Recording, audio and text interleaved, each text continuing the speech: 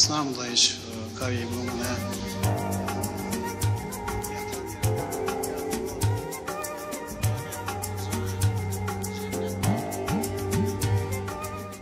наши площади, наши скверы